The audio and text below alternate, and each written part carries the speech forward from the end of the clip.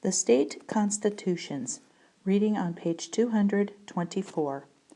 All of these political ideas were quickly put into practice after the United States declared independence. During the American Revolution, nearly every colony wrote a new state constitution.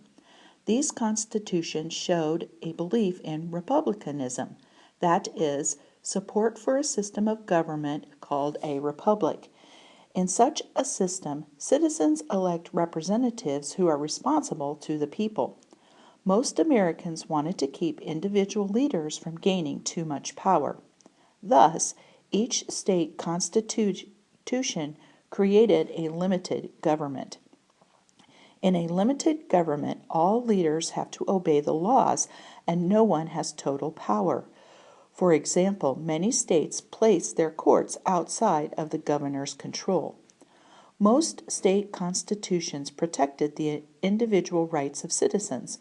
For example, George Mason wrote the Virginia Declaration of Rights. Some of the rights it defended were trial by jury, freedom of the press, private ownership of property. In 1786, Thomas Jefferson's support for freedom of religion was included in the Virginia Statute for Religious Freedom. This law promoted the separation of church and state in Virginia.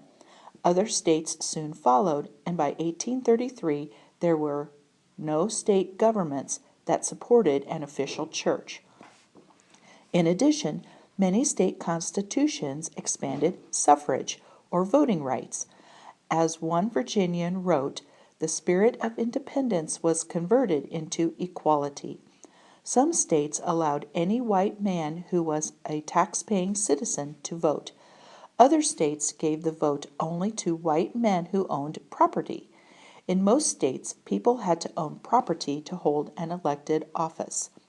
7 of the first state constitutions gave voting rights to free African American men. However, by the 1860s, these rights had been taken away or greatly limited by high property or residency requirements.